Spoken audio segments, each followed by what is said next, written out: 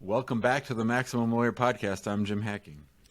And I'm Tyson Mutrix. What's up, Jimmy? Oh, Tyson, this is like the old days when we used to record them one episode at a time. Lately, we've been batching them on a Thursday, but we had such late-breaking news and such an important bulletin that we had to bring to our Maximum Lawyer members that we decided to get our guest for today on the show as quickly as we could. His name is Ryan McKeen. You all know him, love him, and Ryan, thanks so much for joining us. Well, thank you, Jim, for that introduction, and thank you, Tyson, for having me on. I couldn't be more excited to have you on. This is amazing. I'm gonna let you tell people why we're having you on, because I don't even want to be the one to say it. I want you to be able to say it, and then we're going to ask you about it. So you tell us about, and I guess for people that don't know you, maybe say who you are and what you do and all that, but then tell people why, the specific reason why we're having you on here. Okay. I'm Ryan McKeen. I'm a CEO and attorney of Connecticut Trial Firm, a firm that I co-founded here in Hartford, Connecticut.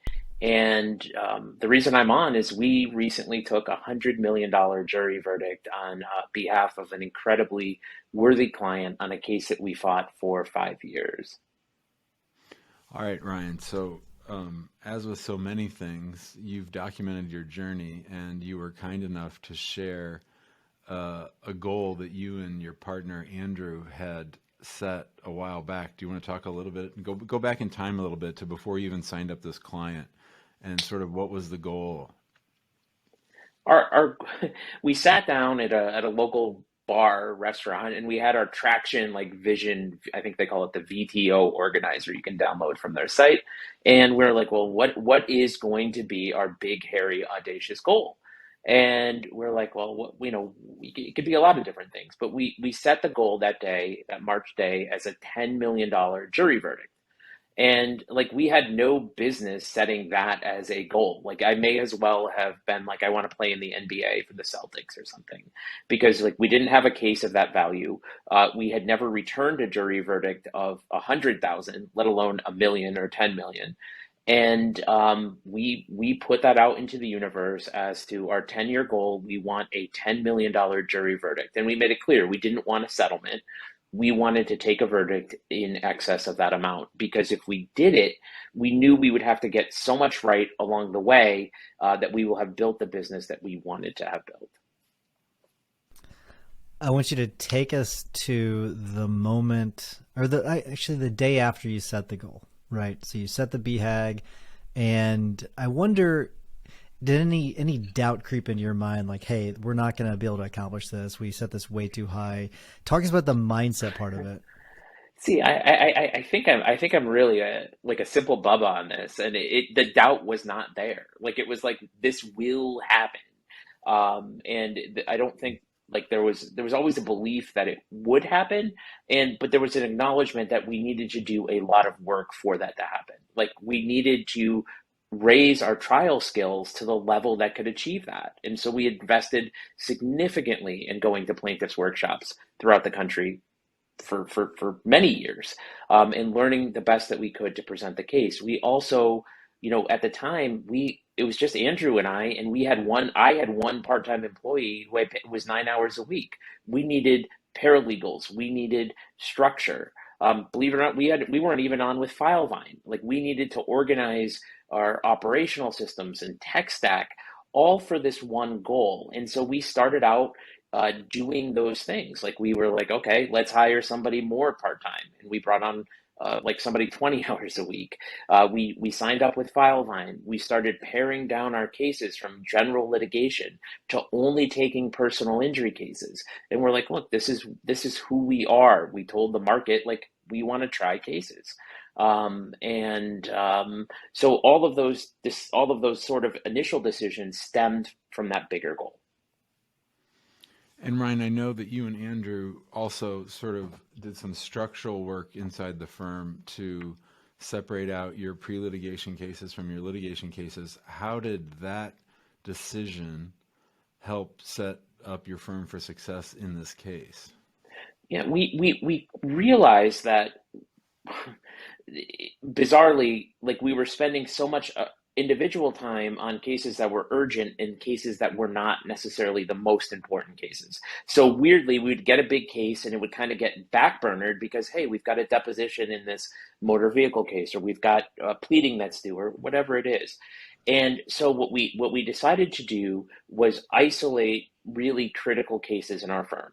And we isolated them with Andrew, as he's the one who really wanted to litigate these and do these things. So I ended up getting like pre-litigation. I got intake. I got firm operations. I got marketing. I had all of this stuff because we knew that the most important thing we could do was move big files. And we tried to isolate that for as long as possible, and in fact did, for years. And that really led to different departments in our firm. That led to a linear workflow. And we just wanted to protect that time because look, Andrew had to take like 40 depositions in that case. You can't do that if you're trying to handle intakes. I find the logistical side of this just honestly fascinating. It's just as fascinating, if not more fascinating, than the actual trial part of this. So I kind of want to dig into that part of it. And the case comes in, right? I'm not sure how it comes in, but it comes into you all, and there could have been, and I'm not sure if it is, but I know that some attorneys will say, well, we can't manage this case because we don't have the funding to pursue a case like this. We've got to co-counsel with someone else. We got to refer it out. Was there any point where you had to make that decision? And then also, because my guess is probably not, because of you all were more established, but talk about that part of it. And then also talk about the funding of the case as well. See, actually, we were not established. Like, I think my firm, probably combined, Andrew and I, even though we had separate books, were probably grossing like $250,000 gross. Like, there was not a lot of money, but we believed that we could handle this case. And, when I talked to my client, Mikey Cruz, when I met him at the hospital, and I said, like, look, we are playing all in for you. Like, and I meant it. And even at trial, I said, look, I talked to him, and he's like, you fulfilled your promise to me that day. And it was like, this is a thing where I don't care if I have to beg, borrow, or steal. Like, we're going to make this thing go because it's that important. We realized the financial component early on, and that prompted us to sign up with Advocate Capital at the time. So we went out and we applied to them. We met them through John Fisher's thing, and we got ourselves like an initial line for case expenses of like, I think it was like 60 or 70,000, like pretty small. But that is what enabled us to start engaging top level experts early on. Because the way we used to do it, Tyson, would be like, oh, okay, we had this thing come in. Great. Now we have money for an expert to put on another case. And when you're prosecuting something really big, that is not an ideal outcome for any of you, because the sooner you get experts in, the sooner you get, and also we made a commitment. We said, we're going to get the best experts in the country on any specific thing that we're going to use in this case. And we had the funding to write those checks. We ended up with like spending I think the bill's up to like $310,000 in expenses on this case over 5 years, a lot of money. Ryan, I think as we dive into the case itself, maybe it'd be helpful for our listeners if you could give sort of a brief overview, a high-level view of the facts of the case. So what happens is a pallet of lights from Philips Signify, the Philips Lighting Corporation, they get shipped out to a warehouse in Hartford. The warehouse is like an electrical distributor warehouse. And the safety rule here is that the lights have to be affixed to the pallet in some way. They have to be banded, or they have to be stretch wrapped to the pallet. Philips does not stretch wrap these lights to the pallet. And they get these things from China, and they have these, in China, they don't have pallets, and they have these like cheap slip sheets. Okay. And the slip sheet has ice has a coefficient of friction of 0. These have a coefficient of friction of 0.1, just slightly less than ice. It's like this cheap plastic. And so Philips just takes this in a warehouse in Mountaintop, Pennsylvania, and puts it on a cheap pallet. And they ship it out to Rexel warehouse in Hartford, where our client works. And Rexel puts it up on a rack about 20 feet high. And then in an adjacent aisle, what happens is a temporary worker from another company goes to lift a pallet up, and it makes a little bit of contact with the palate there, and then it causes it to tip. 30 the lamps, all 1,300 pounds of them, fall on our client in the adjacent aisle, paralyzing him. He's paraplegic, so he has no sensation or use of body from the belly button down. So can't toilet, can't, just no function below the belly button at all. And obviously that causes a whole host of harm to him. That's terrible. I mean, it's really sad, and I'm glad you're able to do a lot for the client. It's just a terrible thing for him to go through. Talk about that part of it, though. Maybe the emotions of not just of managing your client's emotions, because I mean, by the time he got to you all, I mean, he was in really bad shape. So talk about managing those emotions, but then also managing those emotions inside the firm, because sometimes you have to treat this clinically, or not sometimes, usually you've got to treat this clinically, because you've got to take emotion out of it and approach these from a clinical standpoint so you can best serve your client. So talk about that part of it. Yeah. Well, when we first met him, and this is something we learned is common with paralysis victims, he was in denial. He believed that he would walk again, and in fact, they sort of allow that hope to exist, and they didn't tell him up till about a year later that he wouldn't walk. And so when we met him in a hospital bed, he was like, "I'm going to be back to work in 2 weeks." Okay, and you're like, we knew that for what it was at the time, but you're like, "Hey, I'm with you." And if you're going to be back, okay, like you just let that be, because again, life is weird, you don't know.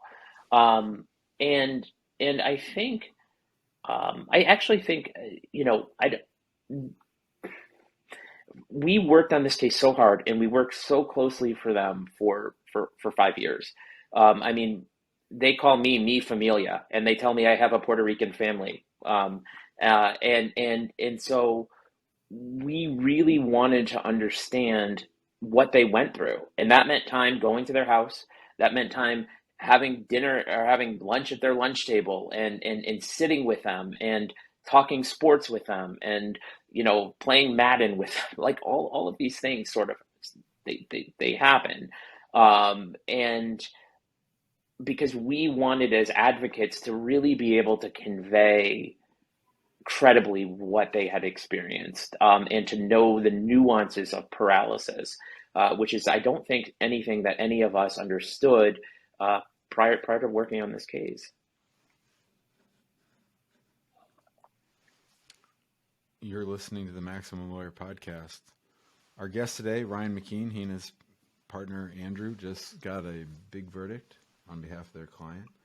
And I'm wondering, I always want to think about, like, as you approach trial, as you got closer, and the settlement demands going back and forth, was this a case that the other side could have settled for a whole lot cheaper than the verdict? Yes.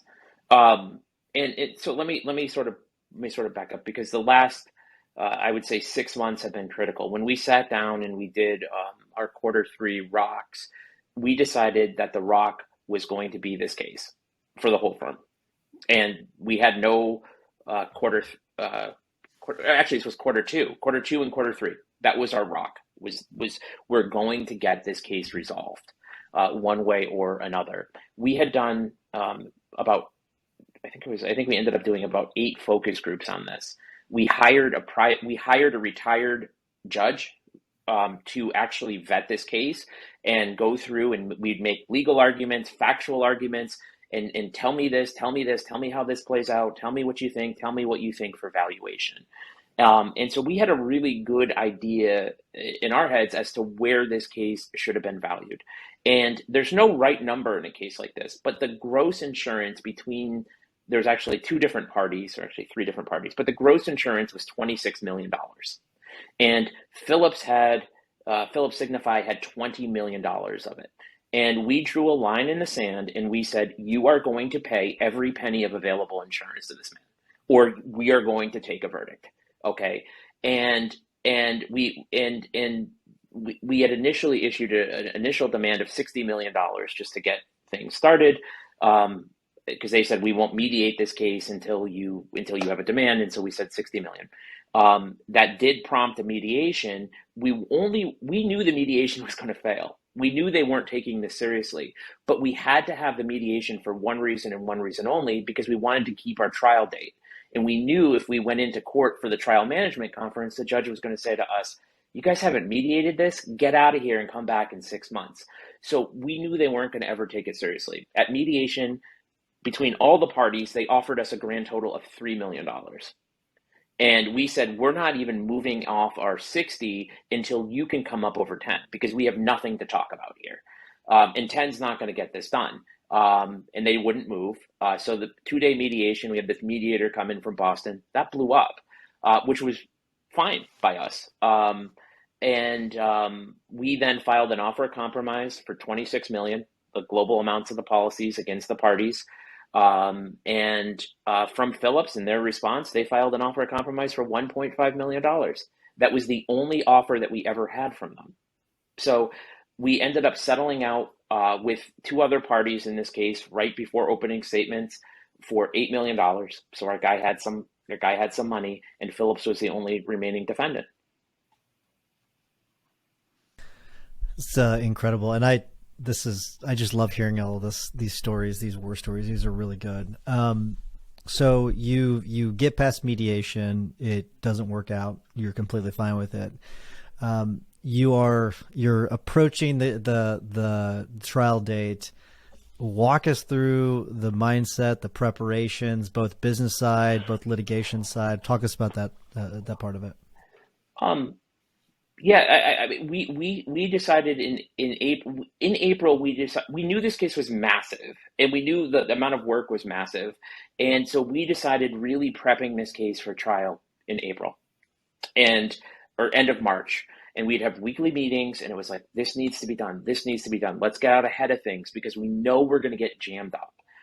We know defense lawyers are going to pull all sorts of things. There's going to be new depots that's got to be taken. There's going to be, one of our experts died. We have to go get another economist. We're like, why isn't our expert responding to emails? Oh, he's dead.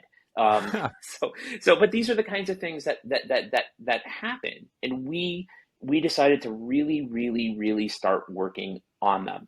We sort of ditched, and we knew that we were going to have to run hot to get where we needed. It was like, we're gonna put the throttle on the gas on this, and we're gonna take some pressures off other places. We got our finances in order. We got some projections in order. We didn't take draws. We didn't probably spend. We sacrificed really. I mean, personally, at the end of it. But to push through and to get the result that we needed to do, because it was so, like, this was our moment, and we knew it, and we took our shot. And I think for us, it was just having the confidence and drawing those lines and saying, like, we are going to be unyielding here. We believe in our case. We've done our work, and we're going to kick your ass. And they just didn't take us seriously. Ryan, I know you put a lot of thought and energy into firm culture. I'm just wondering, what was the experience like, and how has it affected your team to all work together on one goal? I would think it'd be galvanizing. It is definitely galvanizing. I mean, people are really proud of the firm and of the result, and people are like, "Oh my gosh, you work at this firm," because it's like front page of the paper, and like it's recognition and validation in ways that there's a lot of pride, and our whole team knew these clients intimately and knew them personally, and so there's relief, because I think the biggest burden, the biggest challenge was always like, I couldn't live with a result that he wasn't taken care of. that he was not taken care of. And to know that he set up, like, these people's lives are changed and made infinitely better because of the work that went on in our firm. And it just means everything to our team. I love that. And Jim, I'm glad you asked about the culture question, because, I mean, Ryan, you are like the culture warrior. It's awesome. It's really good. I don't think we need to dig into the details of the actual trial. You're going to tell that story I'm probably hundreds of times, but I want to talk about the moment you stand up the judge asked for everyone to rise. I'm assuming that's how you do it in Connecticut, like they do pretty much everywhere else. Walk us through that moment, man, because it's got to be, you've probably relived that a bunch now. So walk us through it. Either the verdict or the opening of the trial. The verdict. I'm talking about the verdict part of it. Oh man. Like aside from like, marriage, birth of my kids, like this is like one of the moments in life. Like this is one of the defining things. Like, you think like if I could go back to any days in my life, like this would make the cut in the top four. We went in and the jury comes in and they've got their verdict. We knew I thought it was going to go well for us because they had asked to see our life care plan, which meant on the jury interrogatories that they got through the liability portion and then they're on to damages, which was a good thing. And I just had my remarkable out there and they start, first of all, the judge afterwards said, you had to love my poker face because the judge gets the verdict first and he's just like he's not, his face is not reacting at all. And so he gets the verdict and he starts writing. And I was like, oh, he's writing a lot of what appeared to be zeros to me. Like, and I'm like, oh, this is good, right? And so then he gets the verdict and he hands it off to the clerk, and the clerk then asks the foreperson, is this your verdict? And the first line came up, economics, and it went 15 million. I was like, yes. And then it was like non-economics, and it was like they're like, what was it? What did it come back? $75 million, and I was like I just at that point I just started sobbing. Like I was just in court sobbing, and then they're like loss of consortium damages $10 million, and I was like it's just such a powerful. It was justice, and so they're like up to 100 million. And then the question is like, how do they apportion amongst the other parties? Because the defendants that we settled were still on the jury verdict form. The jury could assign responsibility.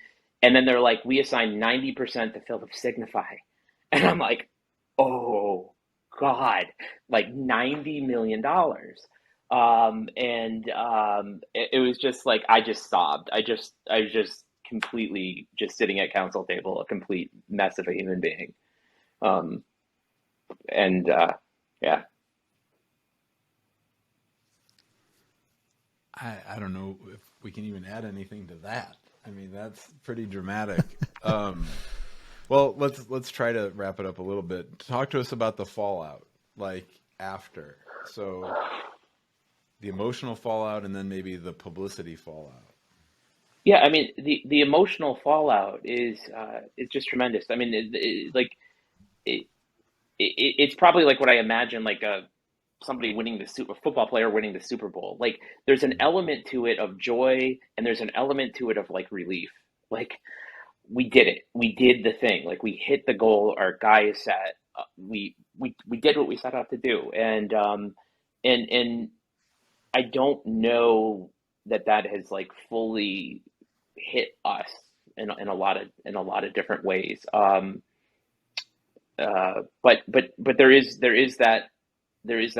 there's elation, there's joy, there's relief, in a big way.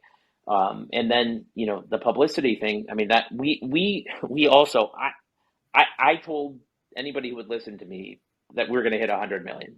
And so I've had Brittany, our marketing person, for months working on getting a campaign ready, getting press ready, getting our publicist ready, getting this thing rolled out in a big way. So those ducks were in a row. And again, that hit big. And that has been so touching on a personal level. Like so many people have reached out and just been like, in high school, like you did this nice thing for me and I'm so happy for your success. And that on a very personal level has been so touching. And from colleagues and from a lot of different things. And yeah, there's managing, like now it's like, I got to speak here, I got to do this. But these fall into the bucket of good problems. And I haven't taken, like people are like, hey, you retire, you take a vacation. I'm like, no, it's been grind since this, because it is a continuation of the moment.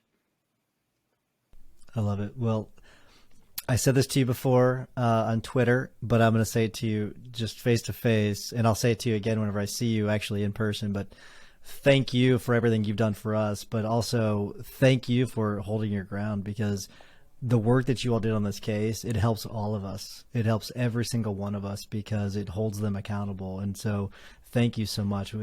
I cannot thank you enough and cannot be prouder of you.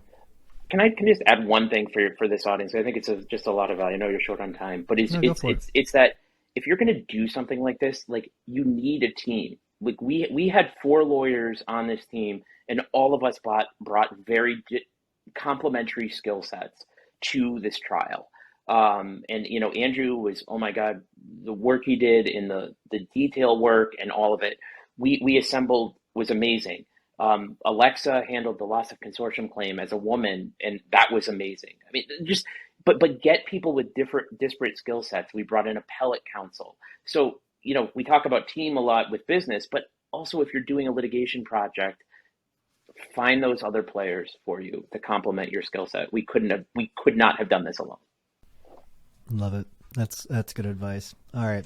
We are going to wrap things up, though, Ryan. Before I do, I want to remind everyone to join us in the big Facebook group if you've not already. It's a lot of great information being shared there. If you want more high-level conversation with people like Ryan McKeen, who's in the Guild, join us in the Guild. Go to maxlawguild.com. And while you're listening to our tips and our hacks of the week, give us a 5-star review. I totally lost my train of thought whenever I said hips.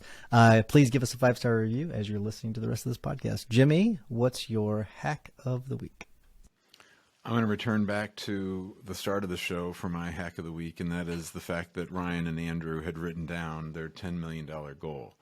There is something about planting your flag, declaring what you want and where you want to get to.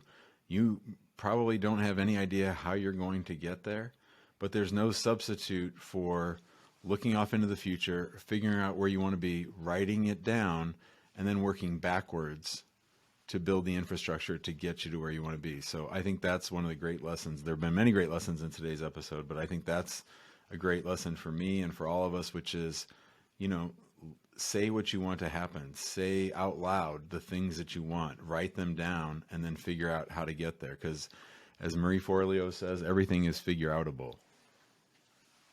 It's very good. Love it, Jimmy. All right, Ryan, do you have a tip or a hack for us? Yeah.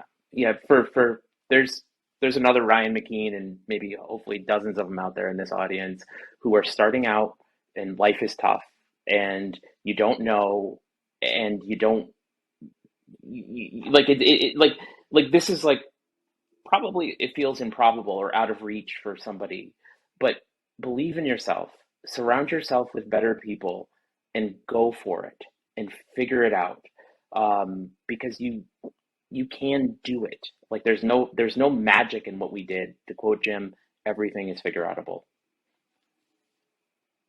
Love it. Good stuff.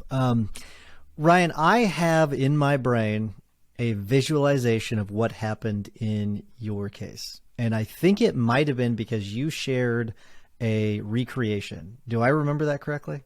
Yes. Yep. Okay. So I thought so. I've got it's very clear in my brain as to what happened. You didn't even have to tell me. I remember seeing it. And that's where my tip comes in. I don't know who you used, but I recommend High Impact. Go to highimpact.com.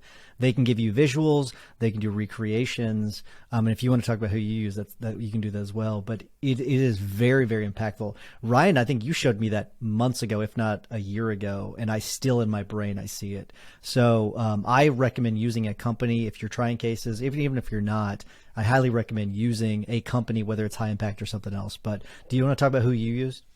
Yeah, and I'll send the links if Becca wants to put them in the whatever. I'll send the links to Dropbox to these. We used 5 animations, absolutely critical. Our focus group said these helped us understand what had happened. We used Andrew Finkelstein's outfit, Total Trial Solutions, absolutely amazing to work with. The defense fought us tooth and nail to get these animations in because they knew they were powerful. They deposed our animator, and a really strict judge let them in, and it made a huge difference. So I'll send those. Do animations if you're doing personal injury work. Absolutely. Love it. Thanks so much, Ryan. Appreciate it. Ryan, thanks for coming on. I know that you're really busy these days, so thank you so much for coming on and sharing your story. Really appreciate it. Thank you.